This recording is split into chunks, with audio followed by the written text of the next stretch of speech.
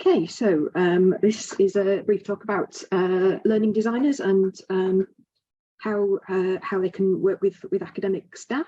As we all know, teachers wear many hats. They're subject experts, presenters, coaches, admin, and a general guide on the side on the student learning journey. But if teachers are the guides, learning designers are the route planners, vehicle maintenance, and the person who packs your bag and makes sure you have the right sleeping bag. So why don't more courses make use of learning designers? Why would teaching staff want to do all that on top of their other roles? And perhaps the problem is that up until now, we've been doing all this in a fairly sort of familiar territory with routes that were planned years ago. The fact that the vehicle's a bit rusty and the map is faded hasn't been critical. But now let's face it, there've been some adverse weather conditions and maybe a few landslides even. So suddenly the route's looking a bit more rocky. Perhaps there's a feeling that if they're not coming on the trek with you and they don't know what the conditions are, how can learning designers really help? And that's a really valid point. Learning design needs to be a collaboration. There has to be trust and understanding between the designers and the deliverers, because they're both going to be bringing important but different skills and approaches. But ultimately, we're all there to try and help the students succeed. Perhaps people just don't know how to find them, because learning designers have many different names. They may be called instructional designers or learning experience developers, or they may have e-learning or technologist in their title, and probably no two have exactly the same job description. So how do you find them? Well, essentially, learning designers look at the how of learning rather than the what, such as how will students engage with the course and stay motivated? How will they access, perceive and comprehend the learning materials? How will they interact with learning tasks and construct knowledge rather than passively receiving it? How will students communicate with their tutors, peers and the wider learning community? How will students know what their next steps are and where they need to develop? And how will the tutors know what the student has learned? So a good learning design process might consider things like the purpose of the course, the overall purpose, ideally with specific learning outcomes. What ways of thinking, doing and being do you want your students to have at the end of the course? Milestones, so what key ideas or threshold concepts, those points of transformation in student thinking.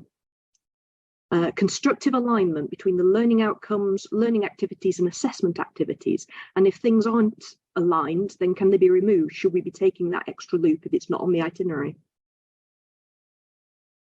Sequencing or storyboarding of the learning and assessment activities, ensuring a variety of activities to keep students engaged and actively constructing knowledge. Choosing the tools and methods to implement the activities, and they may or may not be digital tools, but it helps to have someone who's aware of all the options so you can make the best choice. And also things like accessibility and inclusion, or other priorities that your institution might have for the curriculum, which you have to have in mind throughout the design process, not just as an afterthought. And it's good to work on all these things as a program team, course team, so that students are given the opportunity to practice and improve on what they've already learned, sometimes known as a spiral curriculum. And it also gives a consistent approach, because why teach students to use 3 different tools when they could use the same one across the programme? So learning designers can also help the teaching team work together and agree on the approach and help with the consistency. And I'm going to give you a quick tour of some of the frameworks that are commonly used. There's links on the Padlet if you want to read more about these. So Carpe Diem is by Gilly Salmon. It's a workshop approach. It uses storyboarding and rapid prototyping to design a course, and staff can feed back to each other. ABC is a sort of shorter workshop format based on Diana Laurillard's conversational framework. So it comes from UCL, and it's about creating sequencing your learning activities that are varied according to Laurillard's learning types, so practice, production, collaboration, etc. Enable is from University of Portsmouth and based on ABC, but it's got slightly different resources. It goes a bit more into designing the specific activities. Universal Design for Learning is more of a set of principles to be aware of when designing inclusive learning. You might want to use it alongside a more structured method of course design.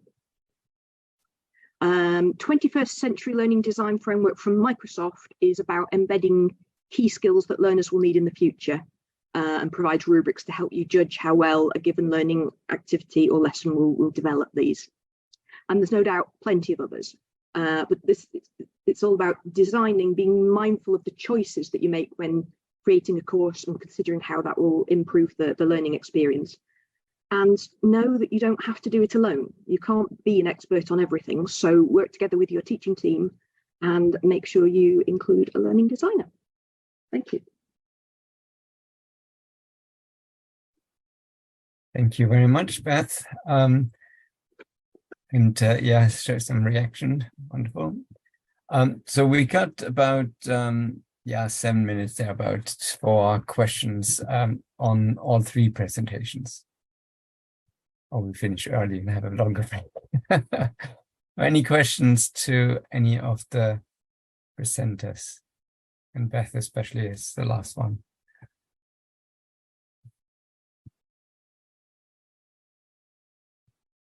Yeah, Catherine, if you. Yeah, I guess I had a question about, so all these different, it was fabulous, by the way. I really enjoyed your lightning talk. That was really great.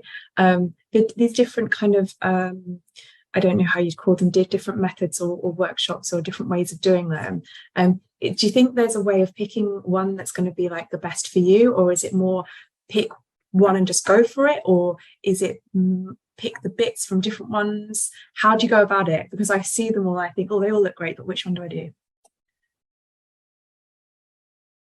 It's a good question, and it might also depend on your sort of the wider context, whether your particular institution has a preference, and what the expertise of learning designers within your institution are.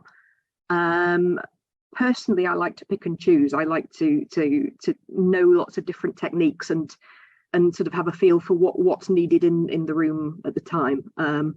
My university of the West of England, we're starting to go down the ABC route a little bit, but you know, there's pros and cons, and you know, it might be that needs supplementing with some other techniques and you know, other sort of ad hoc workshops. And I think it's probably a case of trying things out and seeing what works. And just seeing what resources there are and adapt them, and that's what happens. That's why there's things like Enable that are developed from ABC, because someone's looked at ABC and gone, that's great, there's really good ideas, but we need this extra bit.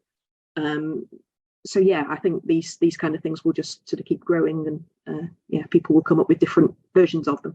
That's great, thank you. Yeah, and we found in our context, so we kind of looked at different approaches, but the program or course level approach is really important, so that you get, as you said, different module leaders together and then actually look at, you know, embedding particular things like interdisciplinarity or sustainability or digital literacy skills or something like this into the curriculum across all the modules. Actually getting that team together is really valuable, we found. There's one question, well, a couple of questions. Beth, do you think a learning designer needs to have a background in teaching? Personally, I don't, because I don't have a background in teaching per se. I've sort of done leading groups, and I've done sort of facilitation. So I mean, you probably need those sort of communication skills and that kind of thing.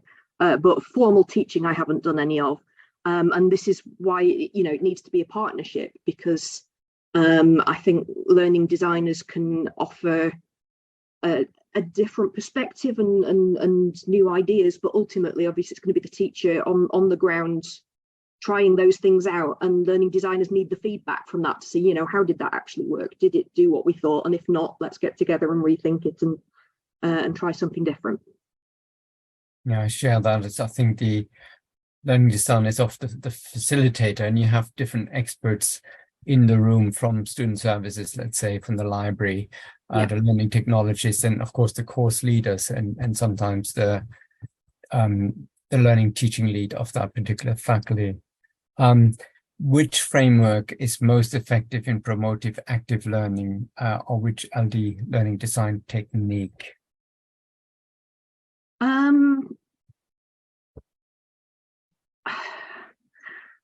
I can say ABC, because it uses the Lorilard's learning types, does at least have that emphasis on the sort of variety. So I don't know if you've come across the Lorilard's learning types, but basically there's acquisition, which is essentially your sort of passive learning, was the sort of reading, watching, whatever. And then there's discussion, collaboration, practice, produce, which is all the active stuff. And the idea, I mean, there's no set recipe for how you should use them, but the way the workshop is designed is to help you get a variety of those different types of activities. So in that way, I think that promotes active learning.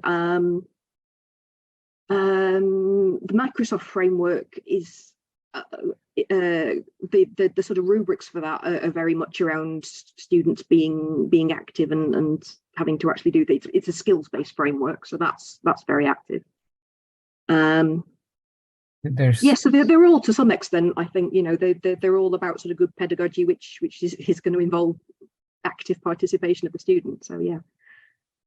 There's a question I think that few of us have grappled with. What are your thoughts on pros and cons of a consistent approach using one style technologies across a whole department? So not just a program, but a yeah. I think there are nuances here. Hi, Jill, by the way. Because I think there are some things that do need to be consistent because the students need them to be consistent in the, you know, it's reducing that cognitive load of, you know, where in my module site is this particular thing going to be because it's in a different place everywhere, and or, you know, I know the sequence of things, there's going to be you know, there's going to be a video and it'll be in this format and I'll know how to navigate it. And so there needs to be enough consistency that students aren't, there's no barrier, for less barrier in terms of them getting their head around stuff. But I don't think it should remove, you know, teachers' ability to improvise, to put themselves into it, to do what works for them. Because I mean, you also need variety. It's the balancing consistency and variety, isn't it? And that variety is going to come from people's different approaches and their different passions for their particular subjects. I think it can be guided by the sort of, I mean, we've got sort of a UE sort of set of values and a teaching strategy and things, and I think that can help guide, you know, your teaching can be done in lots of different ways, but it needs to, you know, what we value is collaboration, real world, you know, sort of authentic practice, that kind of thing, and sort of work to those strategies. Right, so we're up to time, but there's one question, if you could answer that very quickly. Should learning designers consult students and involve them in learning design?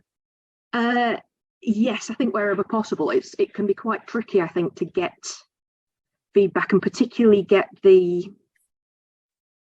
useful feedback in some ways. In